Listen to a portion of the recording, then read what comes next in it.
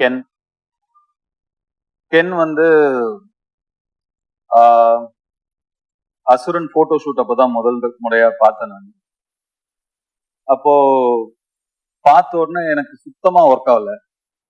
நான் வெற்றியை கேரவன் கூப்பிட்டு, வெற்றி இந்த பையன் வேணாம், வேற யாராவது பாருங்க, ரொம்ப என்ன உருண்டையா இருக்கான் இவன், இவனை எப்படி நானே அப்போ இன்னும் சின்ன பையனா நம்ம இருந்ததுனால நம்மளே ஒரு ஒரு 50+55+ ஏஜ் நம்ம அந்த படத்துல நம்ம ப்ளே பண்றோம்.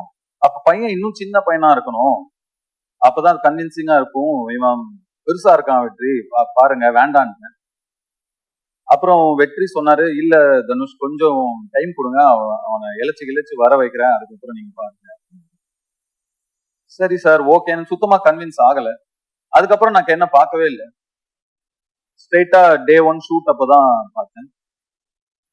அப்போ அந்த ஃபர்ஸ்ட் ஷாட் அவன் நடிச்ச உடனே நான் வெற்றிக்கு டக்குன்னு போய் சொன்னேன், வெற்றி வந்துட்டு இன்னும் இருக்கு, ரொம்ப கான்பிடண்டா பண்றான், அவன் ஒரு புது பையன், சின்ன பையன், இவ்வளவு பேர் நடுவுல நடிக்கிற, அவனுக்கு ஒரு தயக்கமோ கூச்சமோ ஒண்ணுமே இல்லை, ரொம்ப கான்பிடண்டா பண்றான் வெற்றி, நல்ல சாய்ஸ் அப்படின்னு அதுக்கப்புறம் தான் சொன்னேன்.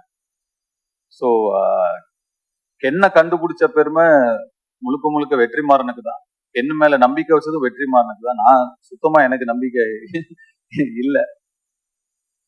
அதுக்கப்புறம் கென் எனக்கு வந்து ஒரு பப்ஜி ஃப்ரெண்டு, நாங்க 2 பேரும் பப்ஜி ஆடுவோம்.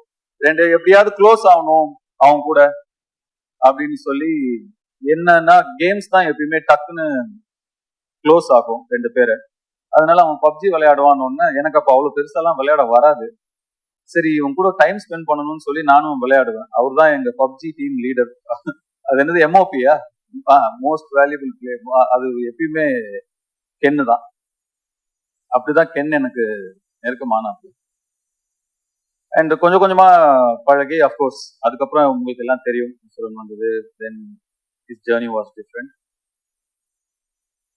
கென் வந்து என்கிட்ட இந்த படம், இப்படி ஒரு படம் எடுக்க போறேன் சார் அப்படின்னு ஷூட்டிங் ஸ்பாட் வந்து சொல்லும் போது எனக்கு ரொம்ப ஷாக்கிங்கா இருந்தது.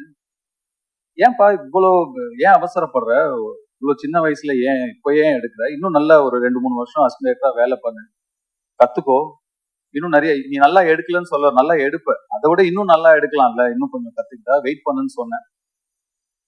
இல்ல சார் எடுத்துருவேன் அப்படின்னா, அவ்வளோ கான்பிடென்டாவும் அவ்வளோ ஒரு ஆம்பிஷியஸாவும் இருக்கிற ஒரு பையனை அதுக்கு மேல எனக்கு டிஸ்கரேஜ் பண்ண மனசு வரல.